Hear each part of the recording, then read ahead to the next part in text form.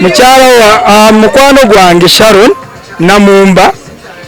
okkiriza nkutegeka akaweta kano akankusibiddeawo. Will you marry me, baby? Will you marry me? Yes.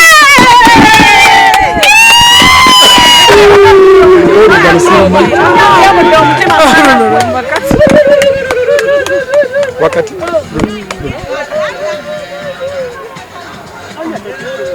ajatishalwa omuwati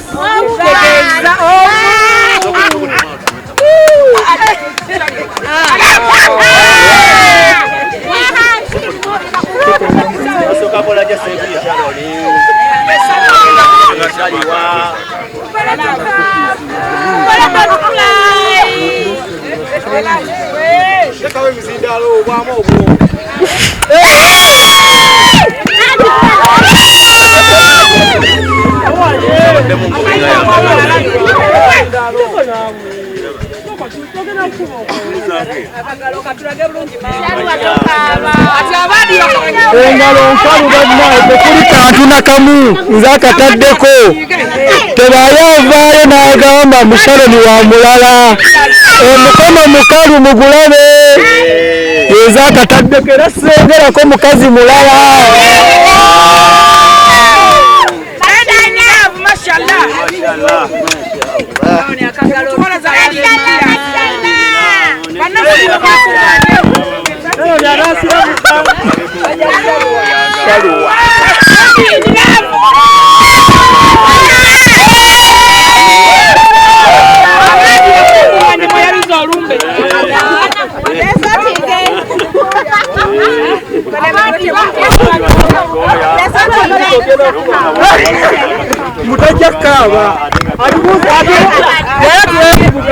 So mukaseera kano bannaye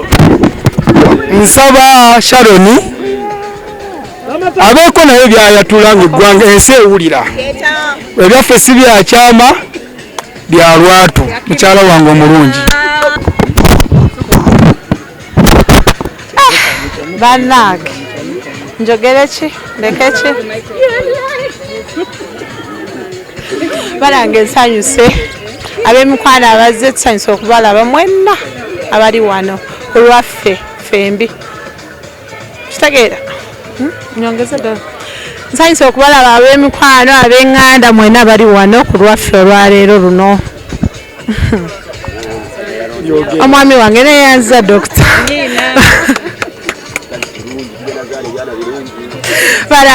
njogere kindeke kisanyu lyerere naye neyanza bannange neyanza egeswitaati balange ntuusa mbagamba kino mbanjulira omwami wange Alhaji Saddam Rashid Lukwago bannange antaddeko akaweta tewabaddeyo kompeta nno bannange neyanza mwena abazze paka ku lunaku olwo lwe tunaabagamba lwe mugenda okujja muwerekereko ewaffe mu bitiibwa ebingi gwendonze mu bangi tugenda kubabuulira kati nze Sharwa sinze Sharon bampita Sharwa Lukwago Sharwa Lukwago banange mwenna tweyanza batuwerekeddeko ba Queen bamulamu wange abalungi bannange mama fangoni no senga wange naye baba basuzi mwenna abajo Dr. Eddie banaye tweyanziza ne mukyalawo mwebale kujja Judy wange bannange nayanziza baganda bange Mukama Katonda abawo omukisa nina okubagamba ebigambo bwe bwato ebitono ebyanyu bibiri ebingi waffe tuli bwogezi naye tusuubira mu bbanga lya wiiki singa 3 ku mwezi tugenda kukyala. Mu kukyala mba Sharoni tutwalayo ebbaluwa gye tusaba okuzaalibwa. Emitendera gyonna twagikoze tetwayagadde bintu kubikumakuma kuba tulina okwewa time. Engagement ya leero weeks 2-3 ku mwezi tugenda kukyala ewali wa Sharon era tujja bategeeza mutuwerekereko then oluvannyuma lw'okukyala mutujja okuteeka ennaku z'omwezi tunasaba bakkirize tukyale tugende twanjulwe nzaalibwe mu butongole then tujja kubabuulira olw'embaga tugenda ku step by step oba ebintu bino birimu amakoona n'enkokola mwebale kutubeererawo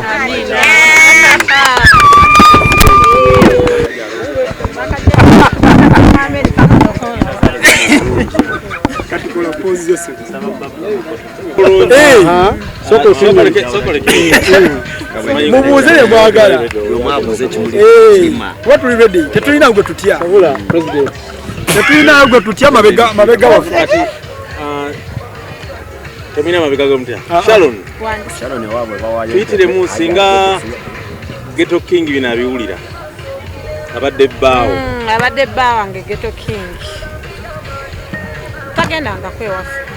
kyala soge toli mukwano wali olabyeko omukolo gwonna oguli ewaffe teguliyo ate era tanyambazangako mpe toli abadde mukwano gwange wali ozadde mwana mu Ghetto King mbalina basatu ba Ghetto King oyo si bbaawo kuba kitegeeza nti gundi bbaawe bampeta just oliza okuzaala mukyaliwo oba mukwano nogendako mu bazadde teyagendewe ebyo wakubye busu empeta ng'omusajja omusiraamu n'ogiteeka kwadde tekikolebwa abasiraamu totta leero n'olinze enkya naye ate haji ekirala tanzijje mu maka ga Ghetto King haji namusinkana twasinkanira Dubai nga sikyali na Ghetto King anti ate twakulaga juzi bwe basiba Ghetto King oba ebikumusiba byakunywa ebintu by'okumusiba nali navaayo dde era buli omu yenna akimanyi nti nali nayawukana dda naye ebintu by'okumusiba nali ndwanira taata w'abaana bange nga saagala abeere mu kkomera kuba tetulina buzibu simuwalana taata w'abaana bange kitegeeza aba mukwano gwange kati aba abaana bali